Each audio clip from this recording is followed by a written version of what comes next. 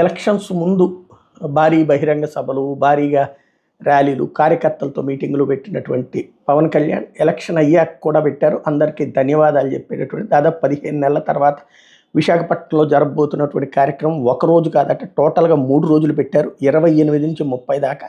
దానికి ఒక టైటిల్ కూడా కన్ఫర్మ్ చేశారు, సేనతో సేనాని అన్నటువంటి పేరుతో. ఓవరాల్గా అందరినీ కూడా అక్కడికి ఆ కార్యక్రమంలో అటెండ్ గమ్మనమని చెప్తున్నారు. తద్వారా ఒకవేళ ఏమన్నా ఫీడ్బ్యాక్ తీసుకుంటారా ప్రభుత్వపు పనితీరు మీదన, కార్యకర్తల యొక్క ఫీడ్బ్యాక్ కానీ నాయకుల ఫీడ్బ్యాక్ కానీ తీసుకుంటారు. నిజంగా ధైర్యం ఉంటే అందరికీ మైక్ ఇచ్చి ఒక 1000 మంది కార్యకర్తలు ఎంపిక చేసుకుని వాళ్ళకి మైక్ ఇచ్చి ఈ ప్రభుత్వం వచ్చాక ప్రజలు ఏమనుకుంటున్నారు, అట్లాగే తమకి కూటమిలో గౌరవం దక్కుతుందా లేదా అన్నటువంటి, సరే బయట పబ్లిక్ వినిపించడం ఇబ్బంది అవుతుంది అనుకుంటే కనీసం ఆయన వెంటే బాగుంటుందేమో.